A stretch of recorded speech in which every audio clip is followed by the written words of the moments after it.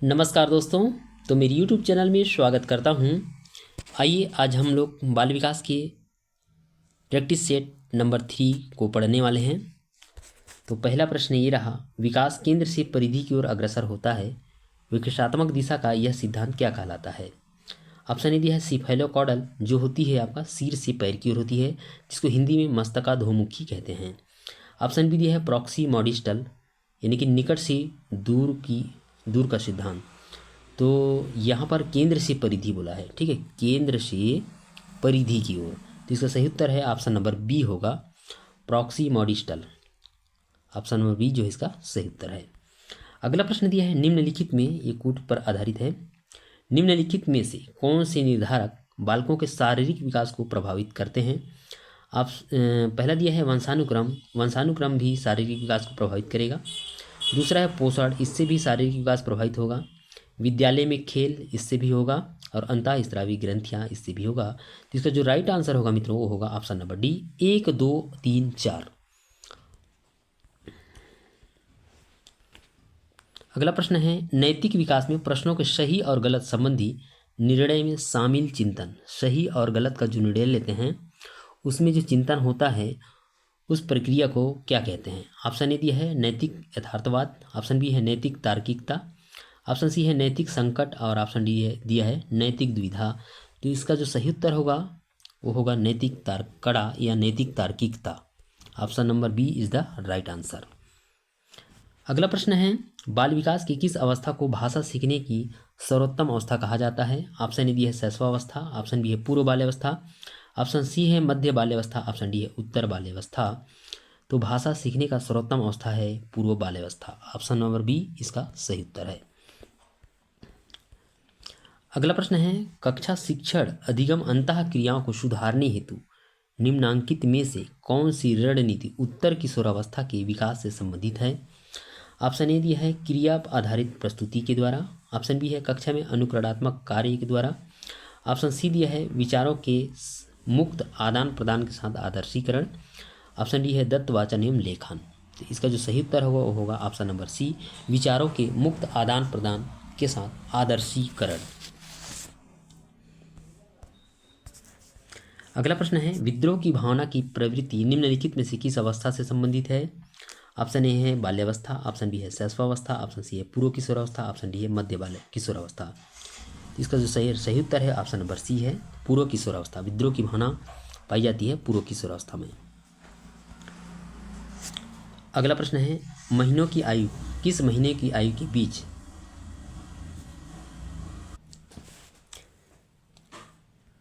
तो खालिस्तान महीनों की आयु के बीच अधिकांश बच्चे शब्दों को मिलाकर छोटे छोटे वाक्य में बोलना शुरू कर देते हैं। तो ऑप्शन ए देखते हैं 18 से 24 माह के बीच, या 24 से 30 माह के बीच, या 30 से 36, या 12 से 18। तो छोटे छोटे वाक्यों को बोलना शुरू करते हैं 18 से 24 माह के बीच। Option number A is the right answer. आगे देखते हैं, ज़्यादातर बच्चे सार्थक शब्द किस उम्र में बोलते हैं। ऑप्शन ए दिया है 3 महीने में, ऑप्शन बी है 6 महीने में, ऑप्शन सी है 35 से 40 महीने में, ऑप्शन डी दिया है 10 से 13 महीने में। तो सार्थक शब्द जो है ये बोलते हैं 10 से 13 महीने में जो बच्चे होते हैं वे सार्थक शब्द, प्रथम सार्थक शब्द जो है बोलना शुरू कर देते हैं 10 से 13 महीने के बीच। आगे देखते हैं, मात्रात्मक व्यक्तिगत क्षमता रूपी प्रक्रिया को कहा जाता है। यहाँ पर देखते हैं मात्रात्मक दिया है, तो मात्रात्मक व्यक्तिगत क्षमता रूपी प्रक्रिया को कहा जाता है वृद्धि। अगर ये रहता मात्रात्मक और गुणात्मक व्यक्तिगत क्षमता रूपी प्रक्रिया रहता तो यह होता विकास, लेकिन यहाँ पर केवल मात्रात्मक दिया है, तो इसका सही उत्तर है ऑप्शन नंबर बी, वृद्धि। अगला प्रश्न दिया है, निम्नलिखित में से कौन सा एक संवेग है। ऑप्शन ए है उत्तेजना, ऑप्शन बी है स्मृति, ऑप्शन सी है डर, ऑप्शन डी है ध्यान। तो इसमें जो संवेग है वो है ऑप्शन नंबर सी, डर जो है एक संवेग है। अगला प्रश्न देखते हैं, वाइगोत्स्की के अनुसार सीखने को पृथक नहीं किया जा सकता। ऑप्शन ए है पुनर्बलन से, ऑप्शन बी है व्यवहार में मापनी योग्य परिवर्तन से, ऑप्शन सी है अवबोधन और अवधारणात्मक प्रक्रियाओं से, ऑप्शन डी है सामाजिक संदर्भ से। तो वाइगोत्स्की के अनुसार जो सीखने का पृथक नहीं किया जा सकता वो है उसके सामाजिक संदर्भ से। अगला प्रश्न है, विकास के परिणाम स्वरूप नवीन विशेषताएं और नवीन योग्यताएं प्रकट होती है, यह कथन किसने दिया? तो ये कथन है हॉरलॉक का। ऑप्शन नंबर बी जो इसका सही उत्तर है कि विकास के परिणाम स्वरूप नवीन विशेषताएं और नवीन योग्यताएं प्रकट होती है, ये कथन किसका है? तो ये कथन है हॉरलॉक का।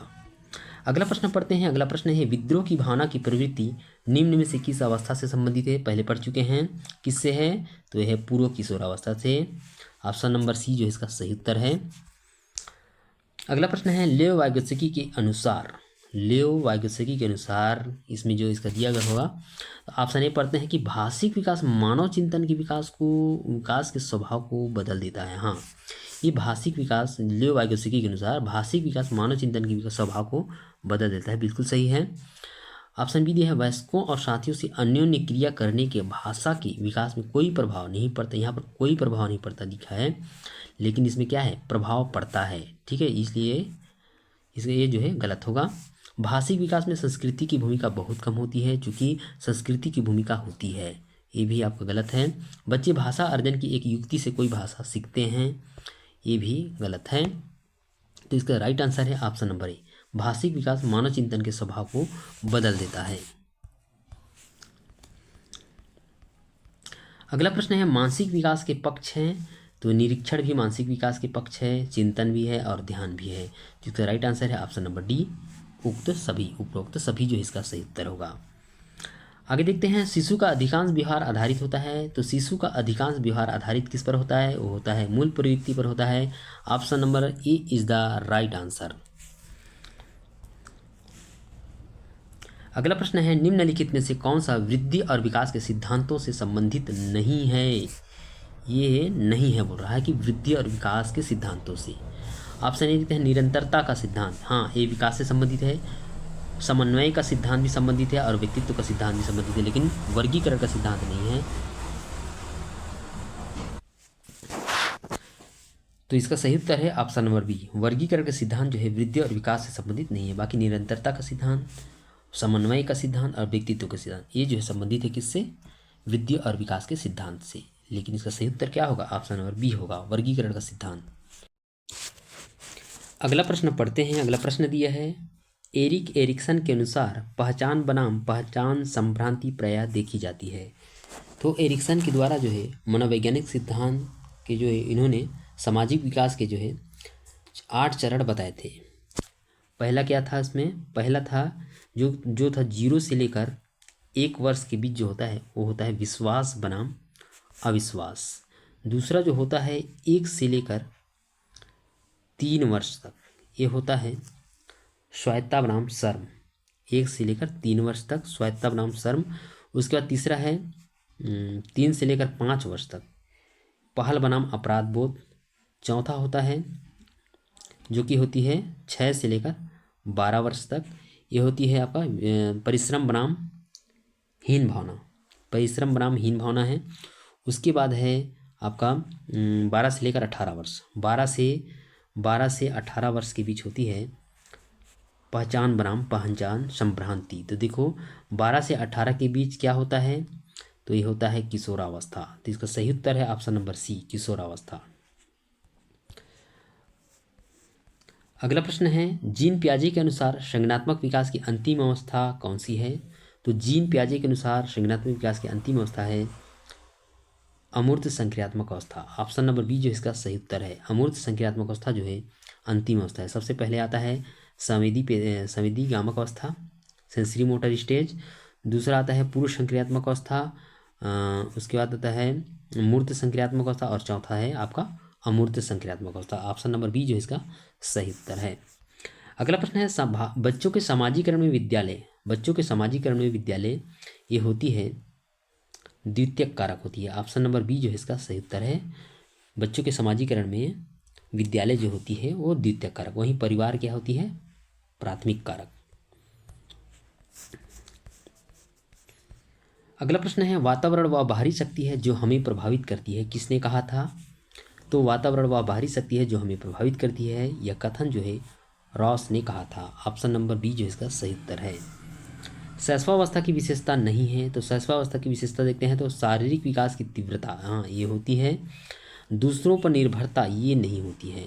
बाकी नैतिकता ये एक मिनट, शैशवावस्था की विशेषता जो है शारीरिक विकास में तीव्रता होती है, दूसरों पर निर्भरता होती है और मानसिक विकास में तीव्रता होती है, लेकिन जो नैतिकता का नहीं होना, ये नैतिकता जो है नहीं होती है। नैतिकता कब से शुरू होती है?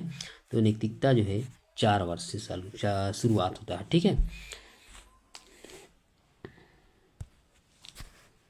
अगला प्रश्न है तर्क जिज्ञासा तथा निरीक्षण शक्ति का विकास खालिस्तान की आयु पर होता है। तो तर्क जिज्ञासा तथा निरीक्षण शक्ति का जो विकास है ये 9 वर्ष से जो है स्टार्ट होता है। तो ऑप्शन नंबर सी इसका सही उत्तर है।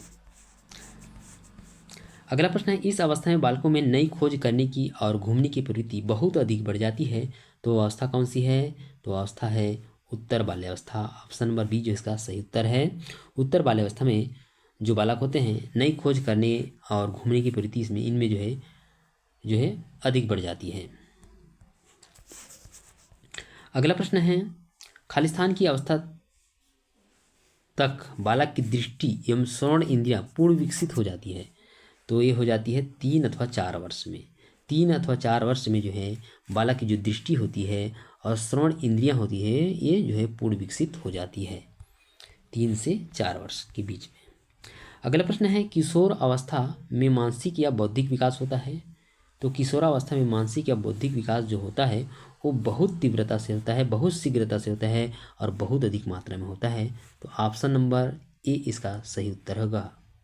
ठीक है, और ये जो है यहाँ पर किशोरावस्था और ये जो मानसिक और बौद्धिक विकास है ये जो है आपका शैशवावस्था में भी होता है, इसको ध्यान रखना है। ठीक है,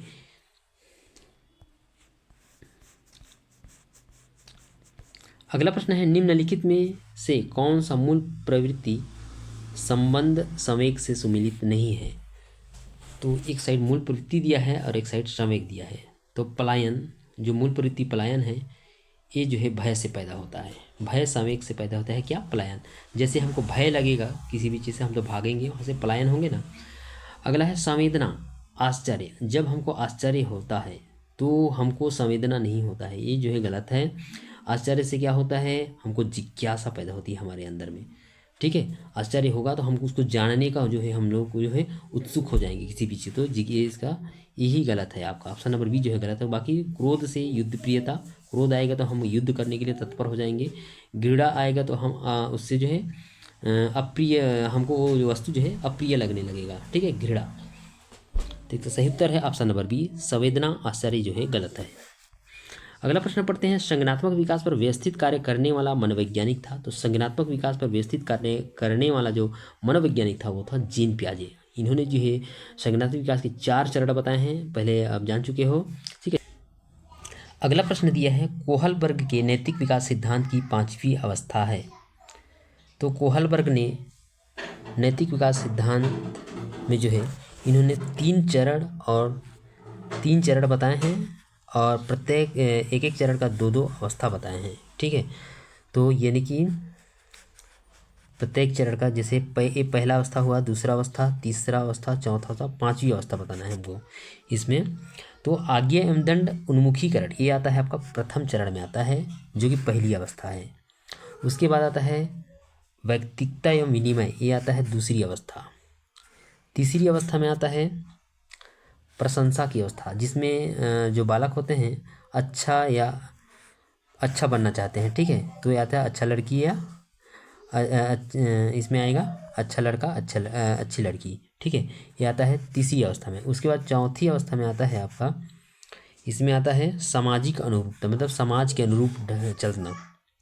उसके बाद 5वीं जो अवस्था है वो होता है यह चौथी अवस्था में जो सामाजिक क्रम लागू करना, ये चौथी अवस्था में आएगा। वहीं अगर हम इसको देखते हैं सामाजिक अनुबंध एवं व्यक्तिगत अधिकार, ये आ जाएगा 5वीं अवस्था। तो इसका सही उत्तर है ऑप्शन नंबर डी। ठीक है, इसमें इन्होंने 3 चरण बताए हैं, पूर्व परंपरागत और परंपरागत और उत्तर परंपरागत, और प्रत्येक चरण का 2 अवस्था इन्होंने बताए हैं। इसका जो सही उत्तर है ऑप्शन नंबर डी, सामाजिक अनुबंध एवं व्यक्तिगत अधिकार। अगला प्रश्न दिया है छद्म परिपक्वता काल होता है। छद्म परिपक्वता काल होता है, इसका जो सही उत्तर है ऑप्शन नंबर सी, ये होता है बाल्यावस्था में। ऑप्शन नंबर सी जो इसका सही उत्तर है। तो आज के लिए इतना ही मित्रों, मिलेंगे एक नए वीडियो के साथ, तब तक के लिए धन्यवाद।